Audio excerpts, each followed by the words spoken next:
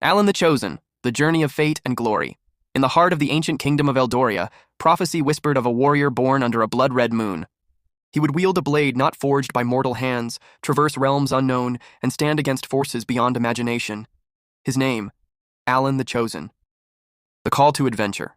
From the moment of his birth, destiny clung to Alan like the stars to the night sky.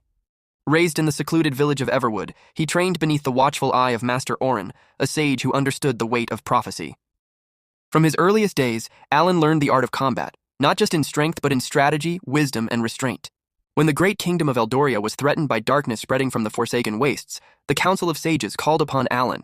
Though still young, he stepped forward without hesitation, knowing his path was set long before his first breath. His first trial awaited him, a confrontation with the Sandwraith, a specter cursed to wander the Golden Dunes for eternity. The Trials of the Chosen. With the celestial blade gifted by the gods, Alan ventured into the sands. The wraith appeared as a storm of shadow and fury, its shrieks carrying the sorrow of thousands it had consumed.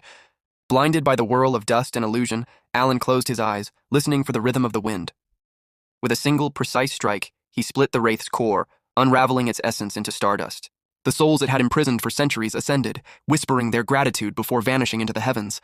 Word of his deed reached the Everlight Dominion, where Queen Seraphina ruled with grace and might. Her court was filled with intrigue, power struggles, and whispered ambitions. Among them, Seraphina alone understood the prophecy. She sought proof that Alan was truly the warrior foretold. Thus, she issued her challenge. Slay the dread Hydra, a creature whose venom seeped into the kingdom's harvest, corrupting all it touched. The Hydra, an abyssal horror dwelling deep within the glade, spoke in voices of temptation. Each of its 7 heads whispered forgotten knowledge, the power to bend time, the ability to master death, the gift of immortality.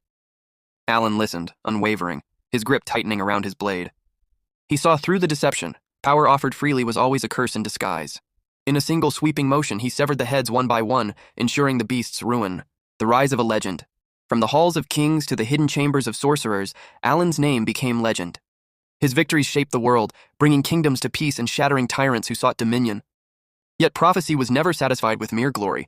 There remained the greatest battle yet to come. Whispers spoke of the Shadow Sovereign, a force of ruin that had waited for millennia.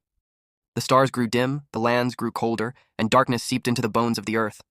It was no mere foe. This was a being that had seen the birth of time, a creature whose hunger could consume existence itself. Alan knew what awaited him. The final confrontation would decide the fate of the world, whether light would triumph or all would be swallowed by oblivion. With his blade in hand and destiny as his guide, he ventured forth, into the storm, into the unknown, into legend itself. Would he emerge victorious, or would fate write the last page of his story in shadow?